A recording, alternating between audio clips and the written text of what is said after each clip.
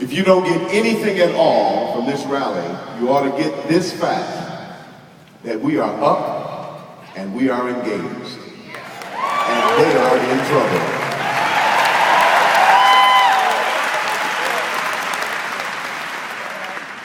We're excited about being here with you on this event.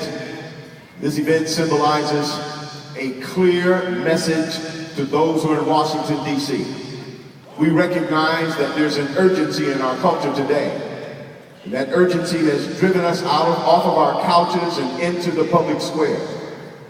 And our voice is being heard now, unlike it's not been heard before. We are here and we have something to say. And what we have to say is that we do not want socialism to rule the day.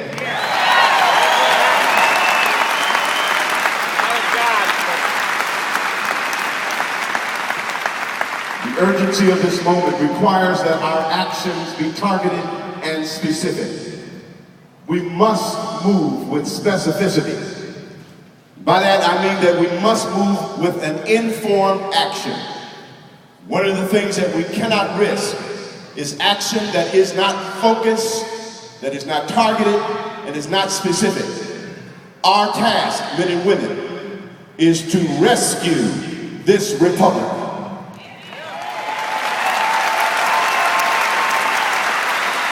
I don't use those words loosely. In order for something to be rescued, it had to be either incarcerated or taken into captivity.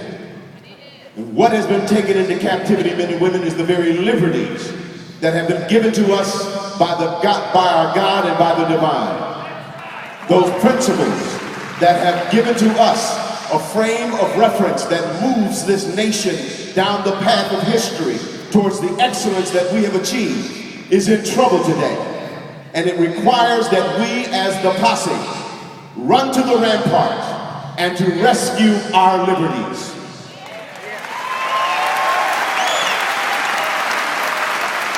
So our movement must be targeted. Information education. Information asks and answers the question, what on earth is going on? It has been absolutely breathtaking what's happening in America today. As we have witnessed this administration create what I believe is a contrived crisis. A crisis in the automotive industry, a crisis in the banking industry, crises in healthcare, crises everywhere. Seen nothing like that in all my 58 years. It is a part of a design. It's a part of a strategy to upset this order, to replace it with a new world order. And if we allow it, shame on us.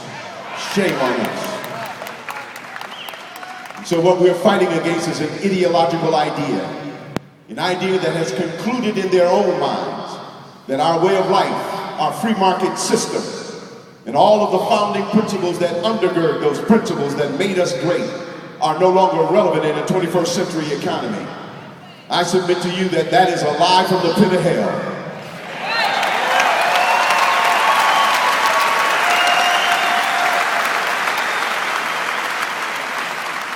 Men and women, American exceptionalism has propelled this nation in being one of the greatest nations on this planet. American exceptionalism, when we see it and study it, when we look at how it is that America became exceptional, you cannot detach its exceptional reality from the founding principles that made this nation great. And when you study the founding principles, you cannot detach it from the Judeo-Christian ethic that undergirds who we are as a nation, the divine perspective of God who has led us into a place of exceptional prosperity.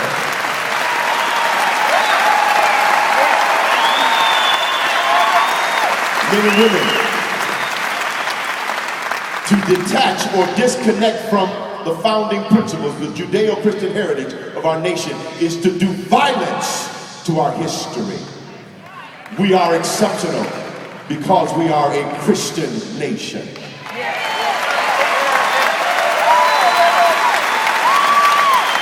And we ought not be ashamed of that fact. So we need to have information. Then we need to have education, which asks and answers the question, why is it that we're facing this crisis right now? And that's a very relevant question to ask. We need to ask that question. And we need to answer that question.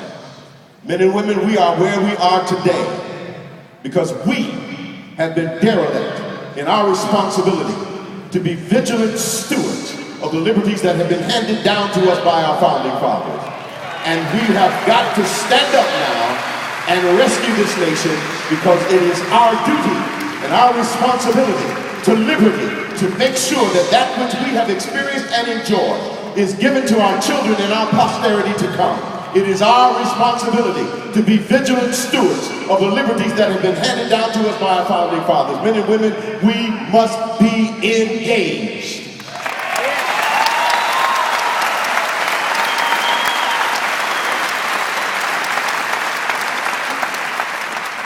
And so now that we're up, now that we're focused, we have a mission. The mission is to rescue this republic.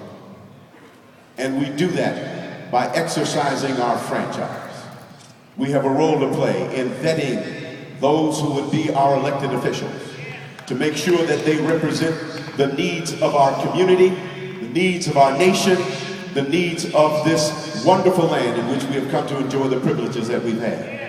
And so that means we're electing men and women who are strict constitutionalists.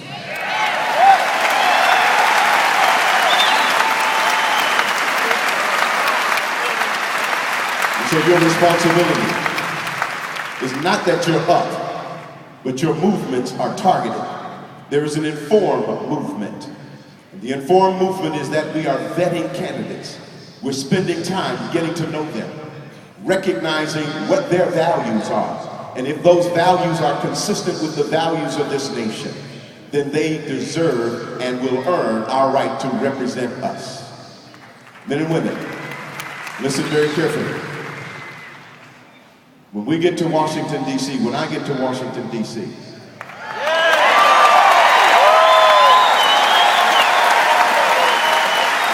I'm going as soon as there's God in heaven, I'm going. I pledge to you on this night that I will write legislation, that I will do policy through the grid of the Constitution.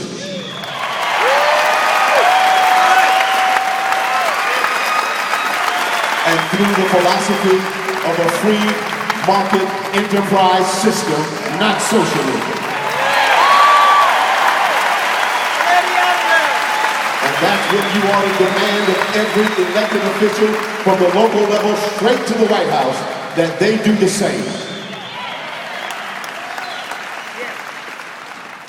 Now that we are up and we are informed and our actions are moved based upon an educated activity, you need to know that we have turned this nation over to a group of an elite, a power elite, who arbitrarily determine what's right and wrong. But the issue is this: when you have an elite who is determining arbitrarily what is right and wrong on a philosophy of relativism, what's right today is subject to change for them tomorrow.